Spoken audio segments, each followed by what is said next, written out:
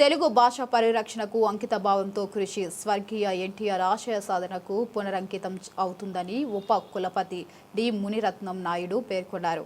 గురువారం ఉదయం రాజమహేంద్రవరంలో స్థానిక శ్రీ పొట్టి శ్రీరాములు తెలుగు విశ్వవిద్యాలయంలో ఉప కులపతిగా ఆచార్య డి మునిరత్నం నాయుడు బాధ్యతలు స్వీకరించారు. ఈ కార్యక్రమానికి రాజమహేంద్రవరం రూరల్ శాసనసభ్యులు గోరెంట్ల బుచ్చయ్య చౌదరి, విశ్వవిద్యాలయాల అధ్యాపకులు, విద్యార్థులు, అధికారులు, సిబ్బంది, సాహిత్యవేత్తలు పాల్గొన్నారు. ఇక ఉప కులపతిగా బాధ్యతలు స్వీకరించిన అనంతరం ఆచార్యుడు డి మునిరత్నం నాయుడు మాట్లాడుతూ తెలుగు భాష పరిరక్షణ అభివృద్ధి కోసం అంకిత భావంతో పనిచేస్తున్నానని, ఈ సందర్భంగా తనకు ఎంతో ప్రేరణించిన స్వర్గీయ అన్న నందమూరి తారక రామారావు గారి ఆశయ సాధనకు పునరంకితం అవ్వడం తమ అదృష్టమని పేర్కొన్నారు.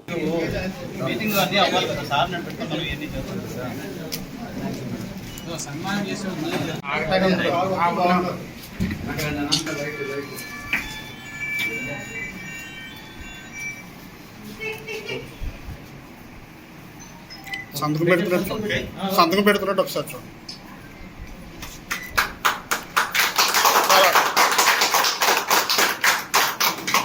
ఒకసారి చూడండి సార్, ఒకసారి చూడండి.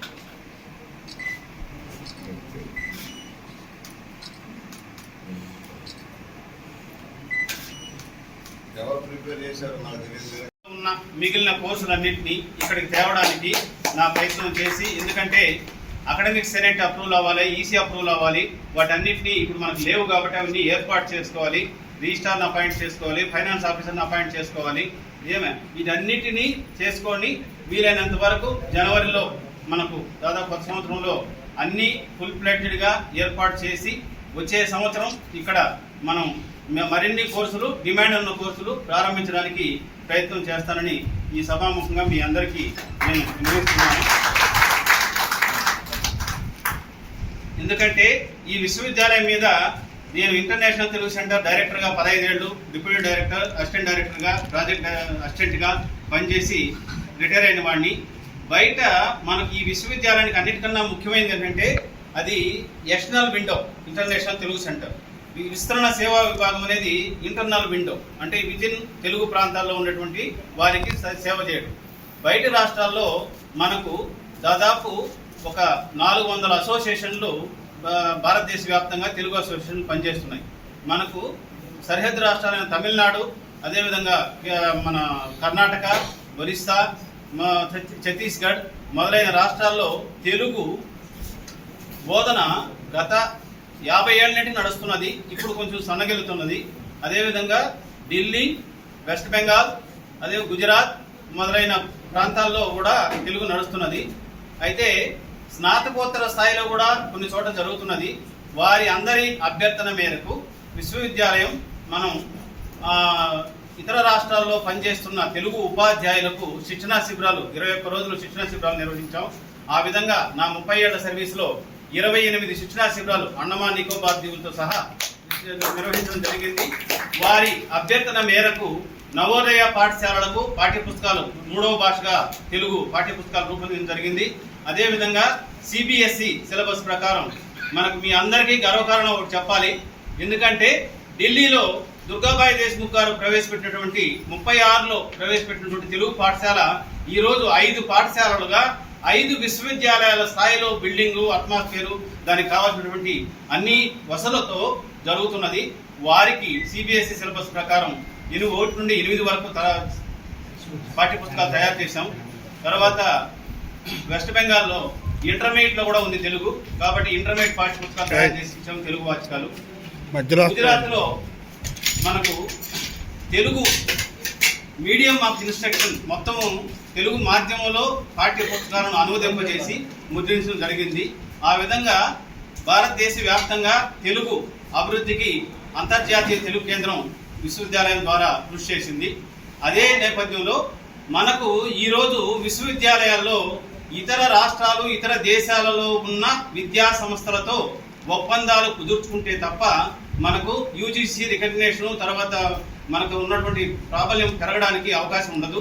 ఆ విధంగానే మనం ఇతర దేశాల్లో మనకు American institute of Indian studies అనే సంస్థతో ఎంఓయూ కుదుర్చుకుని 60 మంది అమెరికా దేశం నుండి మన హైదరాబాద్ ఇచ్చేసి పిహెచ్డి చేశారు.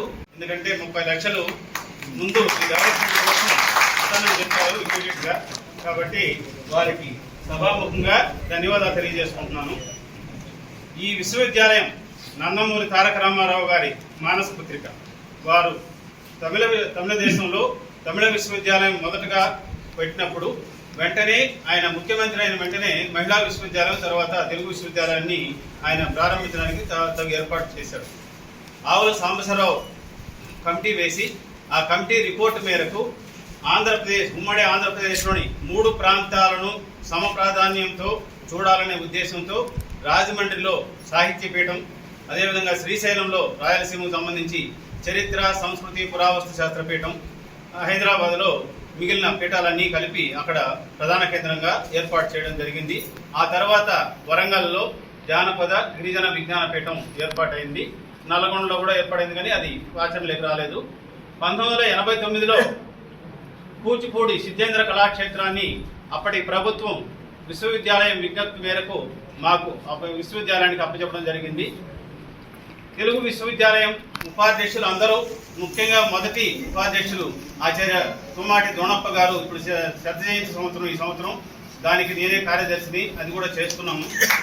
కాబట్టి వారి శత జయంతి సందర్భంగా నేను ఈ విధంగా ఈరోజు ఇక్కడ ఆంధ్రప్రదేశ్ ప్రథమ విశ్వవిద్యాలయం అధిపతిగా, ఇన్ఛార్జ్ అధిపతిగా తీసుకోవడం నాకు చాలా చాలా సంతోషంగా ఉంది. ఎందుకంటే ఎంతోమంది ఆప్తులు నన్ను గురించి తెలిసిన వాళ్ళు చాలామంది ఉన్నారు. పేరు పేరున అందరికీ ధన్యవాదాలు తెలియజేసుకుంటున్నాను. విశ్వవిద్యాలయంలో 22 శాఖలు ఉన్నాయి మొత్తం. అది మొదటిది భాషాభివృద్ధి పీఠం, రెండవది చరిత్ర, సంస్కృతి, పురావస్తు పీఠం, అది శ్రీశైలం. సాహిత్య పీఠం ఇక్కడ చెప్పాను, కూచిపూడి సిద్ధేంద్ర కళాక్షేత్రం. ఇక హైదరాబాద్లో భాషాభివృద్ధి పీఠంతో పాటు సామాజిక తదితర శాస్త్రాల పీఠం, లలిత కళాపీఠం, అదేవిధంగా కేంద్రాలు మండలి వెంకటకృష్ణారావు అంతర్జాతీయ తెలుగు కేంద్రం, దానికే నేను 30 ఏళ్ళు సర్వీస్ చేశాను ఆ కేంద్రంలో. ఆ తర్వాత కొమర్రాజు విజ్ఞాన సర్వస్వ కేంద్రం, కొమర్రాజు లక్ష్మణ విజ్ఞాన సర్వస్వ కేంద్రం, అదేవిధంగా తులనాత్మక అధ్యయన కేంద్రం, ప్రచురణ విభాగం, తర్వాత విస్తరణ సేవా విభాగం మొదలైన శాఖలతో విశ్వవిద్యాలయం చాలా అభివృద్ధి చెందింది. ఇటీవల మనం డివైడ్ కాకమునిపే అక్కడ విశ్వవిద్యాలయానికి 100 ఎకరాల స్థలం బాచుపల్లిలో ఇచ్చారు. ఆ 100 ఎకరాల స్థలంలో విశ్వవిద్యాలయం కూడా నడుస్తుంది. ఇటీవల కాలంలో గత 2 ఏళ్ల క్రితం అక్కడికి షిఫ్ట్ చేశారు నాంపల్లి నుండి. మనకు ఈరోజు యోగా గురించి చాలా చెప్తున్నారు. యోగా గురించి ఇక్కడ కూడా మనం యోగా పెట్టుకోవాలి. రాబోయే విద్యార్థుల భవిష్యత్తు దృష్ట్యా ఉన్న కోర్సులలో ఇప్పుడు మనకు టెక్నికల్గా అంటే సాంకేతికంగా ఉన్న సమస్యల దృష్టితో మనం ఈ 3 కేంద్రాల్లో నిర్వహిస్తున్నటువంటి తెలుగు ఎంఏ ఇక్కడ, అదేవిధంగా శ్రీశైలంలో చరిత్ర, సంస్కృతి, పురావస్తు శాస్త్ర పీఠంలో ఎంఏ, తర్వాత పిహెచ్డి సంబంధించి, అదేవిధంగా కూచిపూడి సిద్ధేంద్ర కళాక్షేత్రంలో ఎంఏ కూచిపూడి నృత్యం, తర్వాత సర్టిఫికేట్ కోర్సు, డిప్లొమా కోర్సులు నిర్వహిస్తున్నారు. అక్కడ ఉన్నటువంటి ఆయన ఇన్ఛార్జి పీఠాధిపతిగా ఉన్నారు. కాబట్టి వీటన్నిటినీ ఈ సంవత్సరం నుండే రేపు ఆదివారం నాటికి నోటిఫికేషన్ ఇచ్చి వాటిని ఈ సంవత్సరం నుండే ప్రారంభించడానికి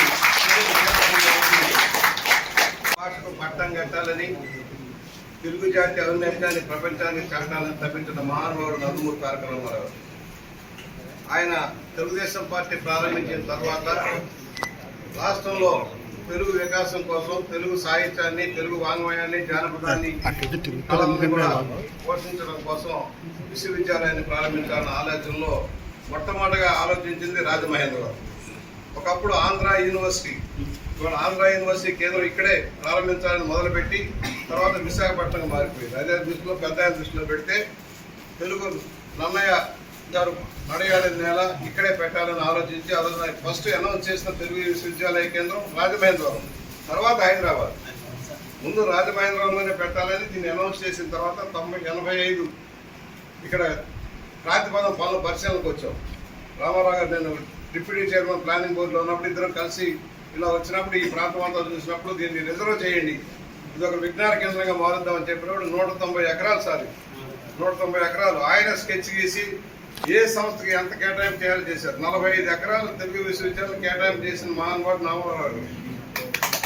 అలాగే SC boys polytechnic, women's IT, మహిళా ప్రైవేట్ ప్రయాణం, డైట్, నిర్మతి కేంద్రం చాలా వచ్చాయి ఒక విజ్ఞాన కేంద్రంగా. ఆ తర్వాత ప్రభుత్వంలో కొంత భూమిని వేరే వాటికి కేటాయింపు చేశారు, కొంత ఆక్రమణ గురైంది. ఇవాళ చెబుతున్నాను, వెంటనే గత 6 నెలలుగా నేను చెప్తానే ఉన్నా, వెంటనే సర్వే చేయండి, ఈర్ మార్క్ చేయండి, ఆక్రమణ ఉండడానికి వీల్లేదు. ఒక మహానుభావురాలు కలెక్టర్ గారు అయితే శ్మశానాన్ని పెట్టారు మధ్యలో, శ్మశానం ఊరి మధ్యలో శ్మశానం లాగా ఇన్స్టిట్యూషన్ మధ్యలో శ్మశానం పెట్టి వెళ్ళిపోయింది. బుద్ధమ్మ ఇది మంచిది కాదంటే రాజకీయ క్రీనేట్లో ఒక భాగంగా ఆమె చేసిన తప్పుకి ఇవాళ అక్కడ ప్రజలంతా టికెట్ల పాలైపోతుంది. ఇప్పుడే వచ్చే ముందు వచ్చారు రెవెన్యూ సిబ్బంది అంతా, మా ఇళ్ల మధ్య శ్మశానం సార్ అని. ఆ రోజు ఎందుకు మాట్లాడలేదంటే సమాధానం లేదు. సరే, ఏది ఏమైనా రామారావు గారు ప్రారంభించిన తర్వాత ఇది 40 ఏళ్ళు అయింది.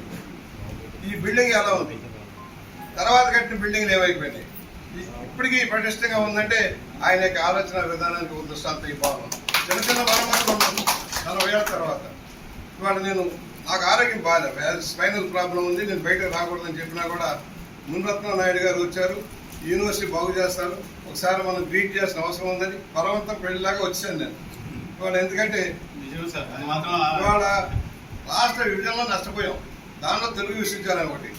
అనేక సంస్థలు ఉమ్మడి రాష్ట్రంలో అన్ని సంస్థలు హైదరాబాద్ కేంద్రీకృతంలో విద్యా వైద్య రంగంలో అన్ని ఆచారంగా అగ్రికల్చర్ యూనివర్సిటీ కానీ తెలుగు విశ్వవిద్యాలయం అన్నీ అక్కడ ఉండిపోయినాయి. 9th 10th షెడ్యూల్లో ప్రాపర్టీస్ మనకు రిలీజ్ కావాలి, వాళ్ళు సహకరించాల. ఇప్పటికి మొన్నదాకా కూడా సహకరించాల. మన ఆస్తులు ఉన్నాయి, విలువైన ఆస్తులు ఉండిపోయినాయి. మన దగ్గర నుంచి మాత్రం డబ్బు కట్టించుకుంటూ ఉన్నారు, మనకి మాత్రం చేతి బచ్చలు కూడా డబ్బులు లేని పరిస్థితి వచ్చింది. ఏదేమైనా శిల్పానికి, సాహిత్యానికి, వాంగ్మయానికి అన్నిటికీ పెద్దపేట వేశారు రామారావు గారు. ఇవాళ హైదరాబాద్లో ట్యాంక్ బండ్ మీద మీరు చూశారు, ఎవరు చేయగలిగారు? తెలుగు వైభవం అది. అలాగే తెలుగు భాషను గౌరవించారు. ఇవాళ కూడా ఏం చెబుతున్నా, తెలుగులోనే రాద్దాం, తెలుగులోనే మాట్లాడదాం. ఇన్ని సంవత్సరాల తర్వాత కూడా ఒకే ఇంగ్లీష్ అనుసంధాన భాష ఉండొచ్చు, జాతీయ భాషగా హిందీ ఉండొచ్చు, కానీ మాతృభాషలో విద్య ప్రపంచవ్యాప్తంగా నడిచేది మాతృభాషలో విద్యా బోధన. రష్యాలో వెళ్తే రష్యన్లో, ఫ్రాన్స్ వెళ్తే ఫ్రెంచ్లో, జపాన్లో జపనీస్లో, చైనీస్లో ఎక్కడికి వాళ్ళ భాషలతోనే జరుగుతున్నాయి. మన పరభాష వ్యామోహం ఎక్కువైపోతారు. సరే, ఎనీ బ్రౌన్ గారు, కడప నుంచి బ్రౌన్ గారు తెలుగు వాంగ్మయాన్ని వ్యాప్తి చేసి లైబ్రరీ ఇవాళ కూడా ఆపేస్తున్నారు. డేవిడ్ గారు ఇవాళ ఫ్రాన్స్ నుంచి వచ్చి వాళ్ళ భాష దీనికి వస్తున్నారంటే ఎందరో ఎన్ని కష్టాలున్నా అనేక మంది యూనివర్సిటీ వైస్ ఛాన్సలర్ గారు వారికి గుడిదుడుకులు ఉన్నా కూడా నడిపారు. వాళ్ళందరికీ ముందు తోమాటి దోనప్ప గారు, ప్రాథమికంగా తోమాటి దోనప్ప గారు, ఆయన భాష ప్రావీణ్యంలో ఉన్న వ్యక్తి, రామారావు గారితో చదువున్న వ్యక్తి, భాష మీద పట్టుకున్న వ్యక్తి. ఈ విశ్వవిద్యాలయం నిలబెట్టడం కోసం ఆయన చేసిన కృషిని కూడా మనం తర్వాత చాలా రామరావు గారు అందరూ చాలా మంది వచ్చారు. ఒకటి, దీన్ని ఎలా చేద్దాం? ప్రభుత్వం తగిన నిధులు కేటాయించడం, కొన్ని ఆర్థిక ఇబ్బందులు ఉన్నాయి, మీకు తెలుసు. విభజన వల్ల గత ప్రభుత్వ నిర్వాహకం వల్ల చాలా కష్టాలు పాలయ్యాం. పూర్తయినవి కూడా ఇవాళ పక్కన టిట్కోయిల్కి ఇచ్చారు. ఆ రోజు అసలు టిట్కోయిల్ ప్రాజెక్ట్ లేదు దీంట్లో. ఇవన్నీ యూనివర్సిటీ ప్రయాణంలో కళాశాలలుగానే పెట్టాం. సరే, టిట్కోయిల్ కట్టారు. సరే, మొన్న ఈ మధ్యన ఒక సెంటర్ వచ్చింది మనకి, సైన్స్ సెంటర్. భూమి కావాలంటే దాంట్లో ప్రాంగణంలోంచి తీసి సైన్స్ సెంటర్ చేసాం. ఇవాళ స్కిల్ డెవలప్మెంట్ సెంటర్ చేసాం. ఇది విజ్ఞాన కేంద్రంగానే ఉండాలి. అందుకని త్వరలోనే సర్వే చేయించి భూమి అంతా కూడా కాంపౌండ్ అవసరం సార్, ఫస్ట్ కాంపౌండ్ అవసరం. నేను ఏదైతే మీకు ఒక 50 లక్షల రూపాయల దాకా నేను సెట్ చేస్తాను,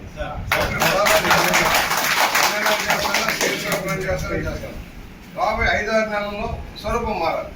ఆహ్లాదకరమైన వాతావరణం, చెట్లు ఉన్నాయి. ఇవాళ వనంలో విద్యా కేంద్రం మర్చిపోవాలి. ఏ చెట్టు కింద కూర్చొని హాయిగా చదువుకోవడానికి అవకాశం ఉంది. ఎంక్రోచ్మెంట్లు తీయిస్తాం, డాబాలు కట్టినా మేళ కట్టినా తీసేస్తాం.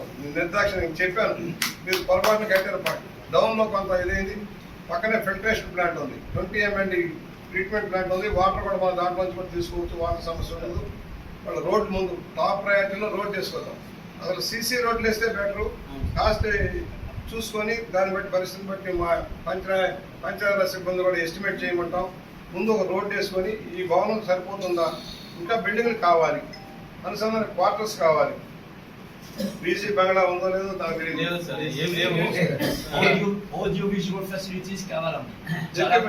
ఫర్నిచర్ లేదు, అదే ఫర్నిచర్ తెచ్చారు. ఫర్నిచర్ నేను గమనించుకుంటా ఉన్నా, అద్దె ఫర్నిచర్ తెచ్చారు. మీకు ఒక ముందు ఆఫీస్ ఫర్నిచర్ కావాలి, అందుకని నేను ఇచ్చేది మీరు అర్జెంటుగా కూర్చొని ఎక్సర్సైజ్ చేసి ఇంజనీరింగ్ సిబ్బంది కూడా పంపిస్తాం, మీరు వర్క్ చేసి ఏది లీకేజ్ ఉండడానికి వీలు లేదు.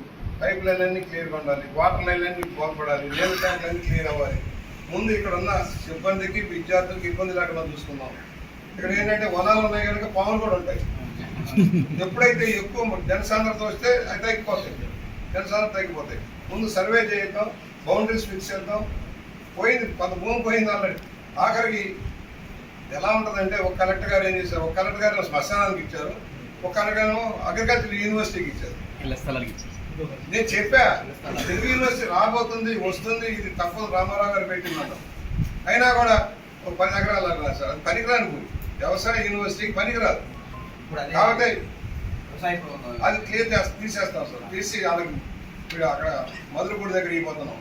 వాళ్ళకి 20 ఎకరాలు అక్కడ కేటాయింపు చేస్తాం. మన భూమి అదేంటంటే తాత్కాలికంగా ఎక్రిడేషన్ కోసం చేసిన పని. అది మొన్న కూడా మాట్లాడారు పైన డిపార్ట్మెంట్లో. మన భూమి మొత్తం సర్వే చేసి మీ బౌండరీస్ ఇచ్చే బాధ్యత నేను తీసుకుంటాను. మనం నిలబెడదాం. ఎందుకంటే రాజమహేంద్రవరం సాహిత్యపీఠం వర్ధిల్లాలి. ఇవాళ నల్ల యూనివర్సిటీ ప్రాంగణం అంతా విద్యా కేంద్రం. రామారావు గారు స్వహస్తాలతో ఎవరికి ఎన్ని ఎకరాలు కేటాయింపు చేశారు స్కెచ్ కూడా ఆయన స్కెచ్ చేసి ఇచ్చారు సార్. అలాంటి మానవాడు నిలబెట్టాలి భాష ప్రాణం